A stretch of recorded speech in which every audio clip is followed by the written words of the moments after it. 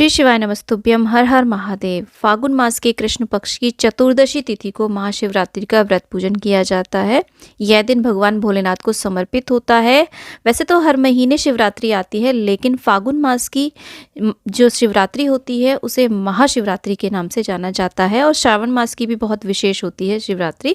तो आज की इस वीडियो में मैं आपको महाशिवरात्रि पर किस प्रकार से आपको घर पर पूजन करना है वो आपके साथ शेयर कर रही हूँ। तो देखिए, ये जो पूजन है प्रदोष काल में शाम को किया जाता है, और जो चौकी है इस तरीके से हमें लगानी होती है कि हमारा मुख पूर्व या उत्तर की ओर रहे या फिर उत्तर पूर्व की ओर रहे। उसके ऊपर चौकी के नीचे आप हल्दी आदि से लीप लें, स्वास्तिक बना लें, शुद्धिकरण कर लें। चौकी के ऊपर आप सफ़ेद या फिर पीला वस्त्र बिछाएं, और इस प्रकार से शिव परिवार की कोई भी आपके पास फोटो हो या मूर्ति हो उसे आप विराजमान करें। ये बहुत बड़ा पूजन होता है, तो हमें इस प्रकार से कलश की स्थापना करनी होती है। अष्टदल कमल बना लिया है। एक हमने पीतल का, आप तांबे का भी ले सकते हैं, मिट्टी का भी ले सकते हैं, कलश लिया है। उसके कंठ में मौली बांध ली है, स्वास्तिक बना लिया है। तो सर्वप्रथम हम थोड़ा सा गंगाजल डालेंगे। पहले हमें गंगाजल ही डालना है। वरुण कलश देव का हम यहाँ पर देखिए आवाहन करते हुए इस तरीके से हम कंठ तक जल से भर देते हैं कलश को, और उसके अंदर जो हम नॉर्मली कलश के अंदर डालते हैं लौंग, इलायची, सिक्का, सुपारी, हल्दी की गांठ, आप यहाँ पे अक्षत, दूर्वा और पुष्प आदि भी डाल सकते हैं। उसके बाद में इसमें हम लगाएंगे आम के इस तरीके से देखिए पत्ते लगा देंगे। आपके पास अशोक के हैं तो अशोक के, नहीं तो जो भी आपके पास पत्ते उपलब्ध हो जैसे कि पान के, उन्हें आप लगा सकते हैं। उनको इस तरीके से हम टीका कर लेते हैं। इस पूजा को हमें रात्रि में ही करना है, क्योंकि इसके नाम में ही जैसे कि महाशिवरात्रि रात्रि है, क्योंकि ये बहुत ही ज़्यादा विशेष रात्रि होती है। इसमें आध्यात्मिक उन्नति और भगवान भोलेनाथ की कृपा बहुत ही शीघ्र प्राप्त हो जाती है। तो इस तरीके से देखिए हमने कलश के ऊपर एक पूर्ण पात्र रखा है, प्लेट में अक्षत भर के रखे हैं, और एक बड़ा सा हम यहाँ पर घी का दीपक बना के रखेंगे, क्योंकि हम दीप कलश बना रहे हैं। और इसी के साथ में कोई भी प्लेट, थाली जिसमें आप अभिषेक करना चाहते हैं, क्योंकि भगवान भोलेनाथ को सबसे ज़्यादा प्रिय है अभिषेक। शिवलिंग का अभिषेक इस दिन हमें अवश्य रूप से करना है। जो भी आपके पास शिवलिंग हो, जैसे भी हो, नहीं है तो आप मिट्टी के शिवलिंग बना करके उनका अभिषेक अवश्य रूप से करवाएं। तो हमने यहाँ पर देखिए चंदन से स्वास्तिक बनाया है, वहाँ पे शिवलिंग की स्थापना करी है। त्रिशूल हो तो पूजा में रखें, और नंदी जी को इस दिन हमें अवश्य रूप से विराजमान करना है। आप चाहे तो सुपारी से भी नंदी जी बना करके पूजन कर सकते हैं। तो देखिए स्नान आदि करके तो हम बैठेंगे, लेकिन फिर भी हमें 3 बारी आचमनी करना है।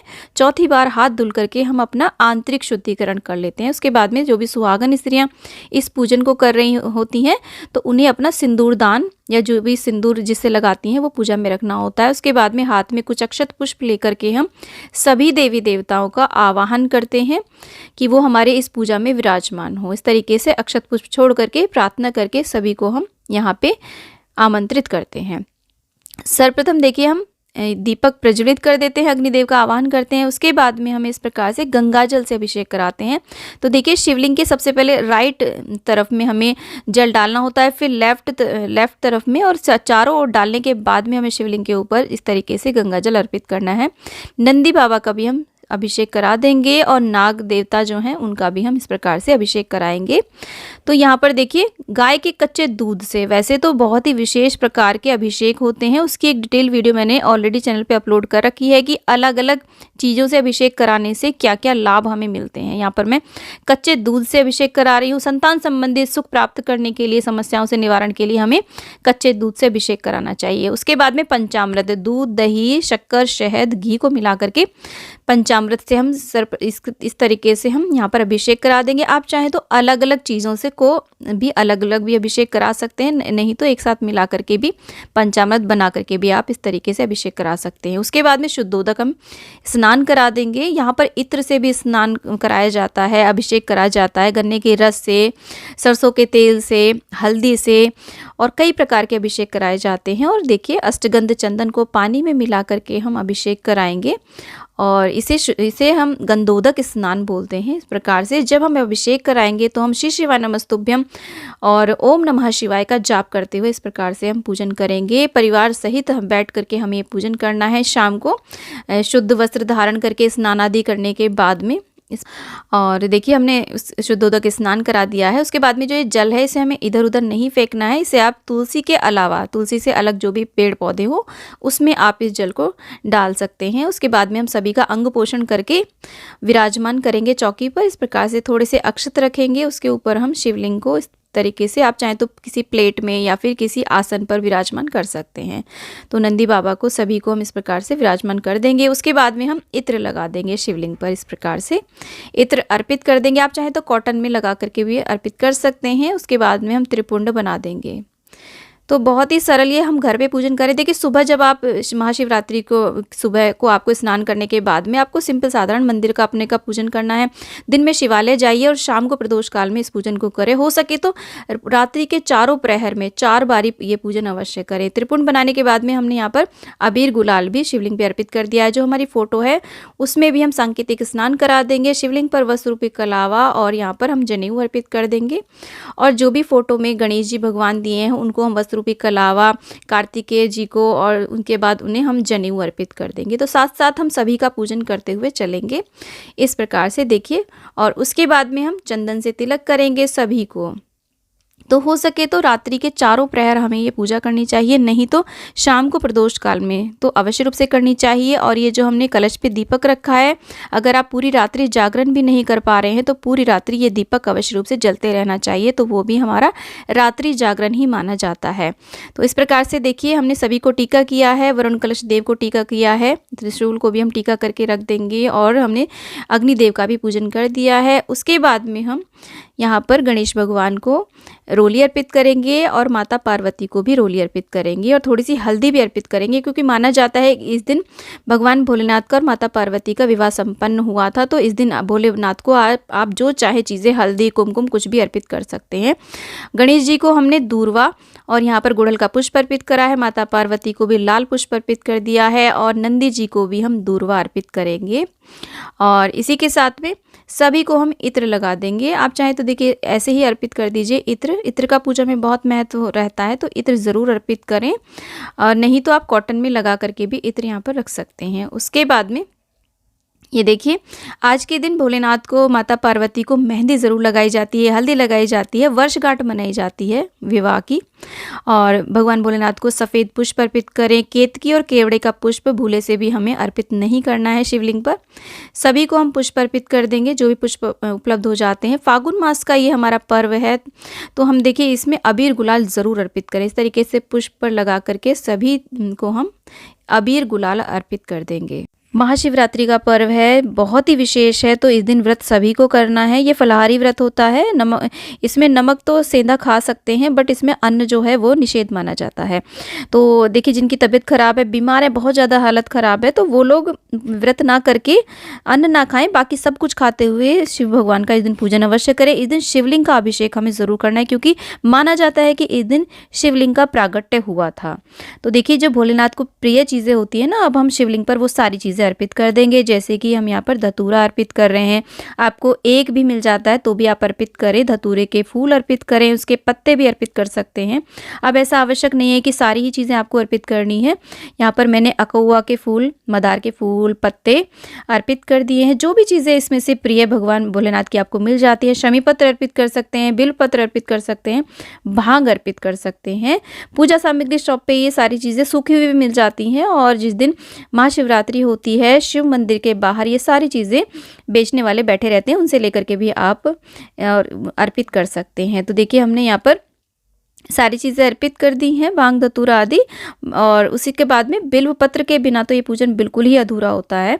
और यहाँ पर देखिए बिल्व पत्र की हमें डंडी तोड़ने के बाद में जो चिकनी साइड होती है उसके ऊपर हम इस तरीके से चंदन लगाते हैं। आप चाहें तो यहाँ पे राम नाम लिख सकते हैं या फिर ओम नमः शिवाय लिख करके इस प्रकार से हमें इन उंगलियों की मदद से हमें शिवलिंग पर इस प्रकार से हमें अर्पित करना होता है। तो आप सही मुद्रा आप देख लीजिएगा किस प्रकार से शिवलिंग पे हमें बिल्व पत्र अर्पित करना होता है। उसके बाद में सभी को हम बिल्व पत्र और अर्पित कर देंगे। चंदन ज़रूर लगाना है इस तरीके से। और आपके पास यदि रुद्राक्ष की माला है तो उसे आप भोलेनाथ को अवश्य रूप से पहना दें। बाद में प्रसाद स्वरूप आप इस माला को ग्रहण कर सकते हैं। आप चाहें तो यहाँ पर रुद्राक्ष भी अर्पित कर सकते हैं। इस प्रकार से सारी भोलेनाथ की प्रिय चीज़ें अर्पित करने के बाद में हम धूप दीप दिखा देंगे, क्योंकि देखिए माता पार्वती का ये सुहाग का दिन होता है, तो माता को आज के दिन सुहाग अवश्य रूप से चढ़ाएं। उनका पूरे विधि विधान से आप श्रृंगार करें।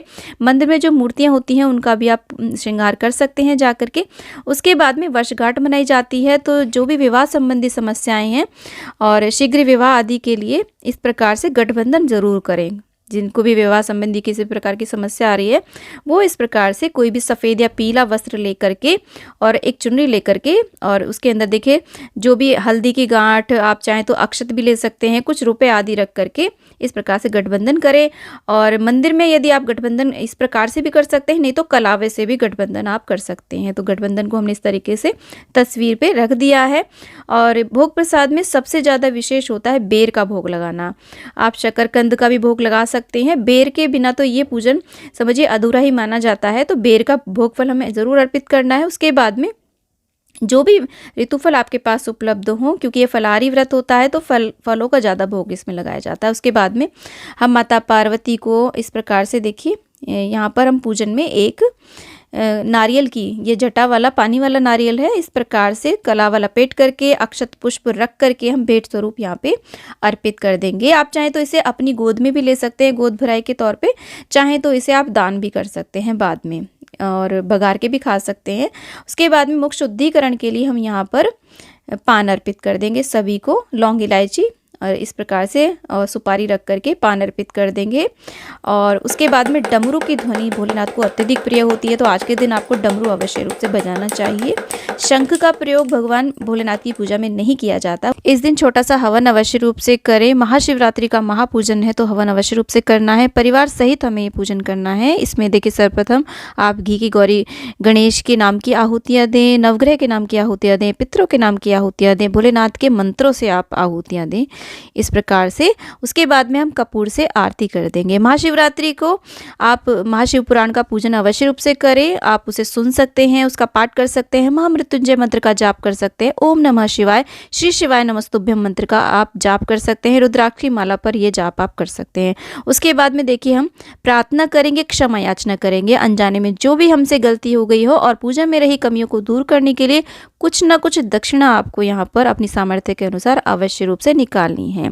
और इस दिन हमें ज़्यादा से ज़्यादा दान पुण्य करना है, साधुओं को भोजन आदि कराना है, वस्त्रों का दान करना है, पक्षियों को दाना खिलाना है, गायों को हरा चारा डालना है, और पीपल को इस दिन आप जल से अवश्य रूप से सींचे। और नंदी बाबा को, यानी कि जो भी हमारे आसपास नंदी घूमते रहते हैं, उनको चारा इस दिन अवश्य रूप से हमें खिलाना है। नंदी भगवान का भी आज के दिन विशेष रूप से पूजन किया जाता है। उनकी स्थापना अवश्य रूप से करके उनका पूजन जरूर करें, क्योंकि नंदी ही हमारी सभी संदेशों को भगवान भोलेनाथ तक पहुंचाते हैं। तो इस तरीके से आप पूजन करें। यदि आप सुहागन हैं तो पूरे 16 श्रृंगार करके आप इस पूजन को करें।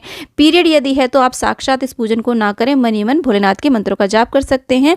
और देखिए व्रत आपको अपनी सामर्थ्य के अनुसार करना है। आप चाहे तो निर्जल व्रत भी कर सकते हैं, आप चाहे तो फलाहार खा करके व्रत रख सकते हैं। एक समय कुट्टू का भोजन करके, नमक का भोजन, सेंधा नमक का भोजन करके भी आप इस व्रत पूजन को कर सकते हैं। तो जैसे भी आपकी सामर्थ्य हो आप उस प्रकार का व्रत करें। परंतु महाशिवरात्रि है, महारात्रि है, इस दिन आपको इस प्रकार से पूजन अवश्य रूप से करना है।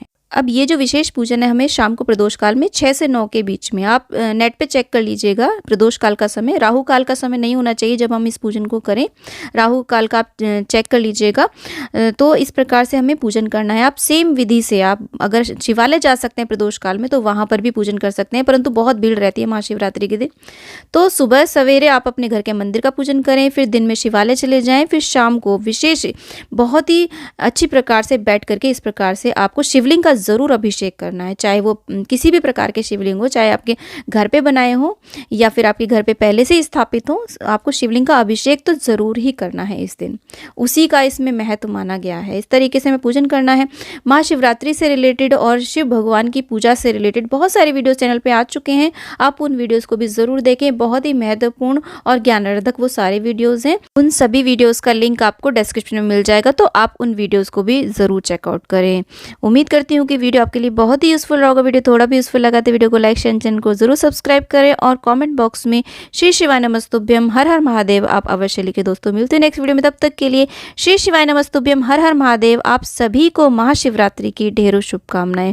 भगवान भोलेनाथ की कृपा हमारे इस यूट्यूब परिवार पर सदा सर्वदा बनी रहे। ओम नमः शिवाय।